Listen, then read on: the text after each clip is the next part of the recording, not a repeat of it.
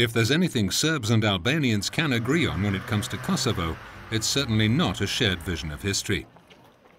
One man's terrorist is another man's freedom fighter. What for one side was liberation becomes occupation for the other. In this secondary school in South Mitrovica, Albanian students attending the history class are learning about Balkan Wars and World War I. For Albanian historians, this is a period of national disaster because it saw Kosovo becoming part of Serbia instead of uniting with the then newly established Albania. The wave of injustice to the Albanians has continued since the Congress of Berlin and London Conference, and also during the Versailles Conference. During the Berlin and London Conference, the majority of Albanian territories remained outside the newly created state at that time, the state of Albania.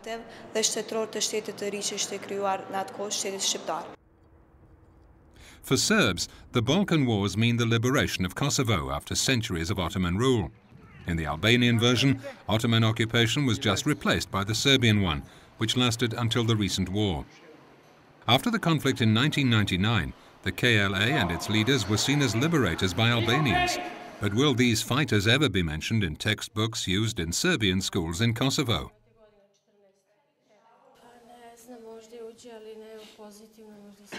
I don't know, maybe they will, but not in positive terms, because they didn't do anything for Serbs.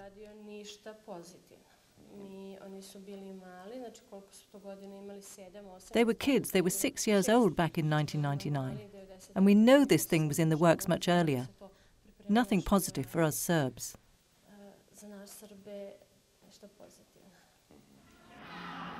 Differences in history teaching can become dangerous if used to focus on the things that divide peoples, and through this fuel conflicts and divisions.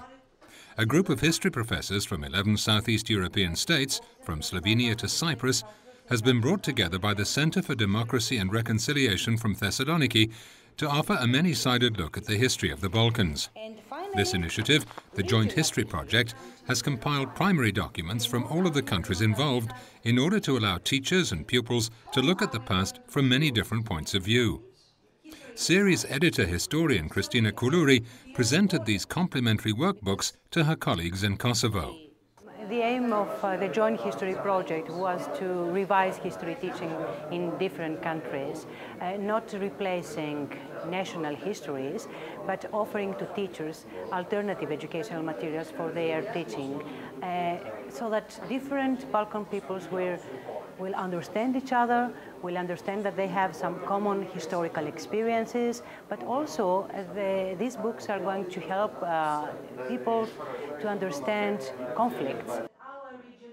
The 4 workbooks developed under this project cover sensitive periods in the history of Southeast Europe. The essence of this approach is to offer students many angles through which to view history and to allow students to recognize shared experiences. The concept that history can be presented from many different sources, including Serb ones, is acceptable for these teachers from Kosovo. Why not? Sometimes it is good to see what others think about us instead of seeing everything from our point of view. I don't see any problem. However, when we don't agree with something in the books, we will say it to the pupils. However, some believe that the domestic version of the last war's history must be reviewed first.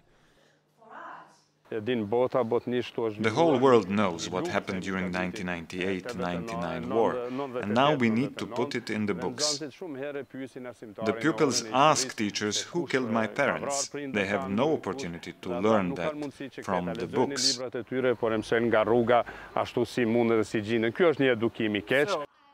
What's good and what's bad often depends on where you come from. This is a history class in a Belgrade secondary school. The theme, Balkan Wars. Naturally, the discourse is quite different from the one in Kosovo. What territory was Serbia pushed hardest to liberate from Turkish rule? Kosovo. It's Kosovo in the region of Raška or Sanjak, where there was a Serbian majority.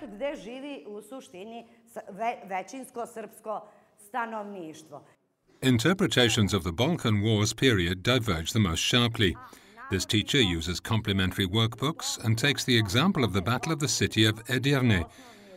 The Serbian military report credits the Serbian army for taking the city. However, according to the Bulgarian report, it's the Bulgarians who did it.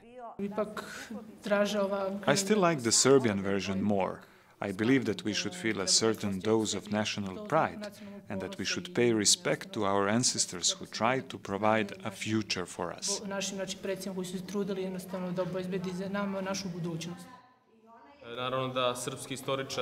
Of course, I will take the example of the city of Jedrene, that the Serbian historian will tell you that the Serbian army had the most significant role in that liberation. However, the Bulgarian historian will say that it was the Bulgarian army that should take the main credit.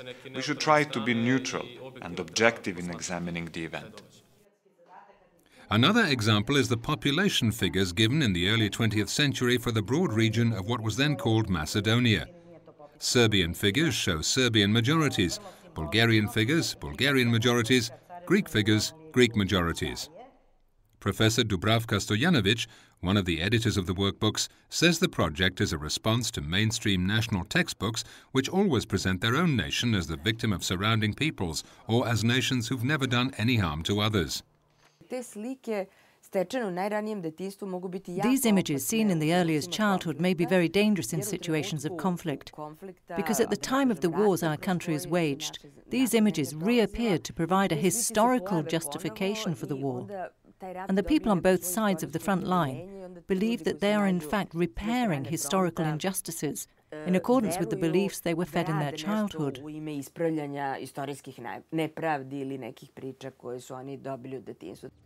The front lines of the recent Balkan wars were often extended to the classrooms. An earlier piece of research on Balkan textbooks has shown discrepancies of dates. Well aware that it was impossible to agree on a common version, historians working on the Joint History Project decided to present different interpretations rather than attempting to provide a single truth. A multi-perspective education is a good method, but there are limitations to this project, says history professor Marko Šuica. Moj problem sa ovim nastavnim materijalom vezan je na... The problem with these textbooks is primarily a lack of consistency over certain themes, the possibility they provide for relativization of certain historical phenomena, which is very dangerous because relativization may lead to misconceptions and manipulations of history. Historijskih događaja ili posljedica historijskih događaja može dovede do zabluda I do zloupotrebe istorije. The second limitation is the concrete use of the joint history textbooks. Without support from education ministries in Serbia and other countries, much will depend on the personal initiative of individual teachers.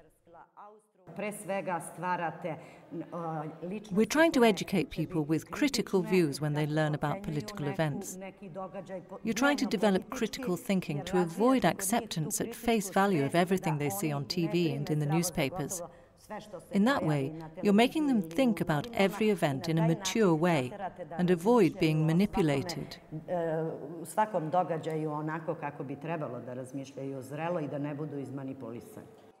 For 10 years now, the Center for Democracy and Reconciliation has been at the forefront of reconciliation efforts in Southeast Europe, essential to build lasting peace and truly democratic societies in the region. The Joint History Project has been accused of favouring some ethnic groups and of politically revising history. However, the idea that the way history is taught is important for the reconciliation process is not only specific to Southeast Europe. Similar projects have been initiated between French and Germans, Japanese and South Koreans, Israelis and Palestinians. Our aim is not to teach a harmonious history, that everything was okay during centuries, but we had also some wars between each other, and we have to understand why these wars happened and why we inherited hatred. Disarming history as a potential fighting tool is key to bringing peace to the region, a region where real weapons have only recently been silenced.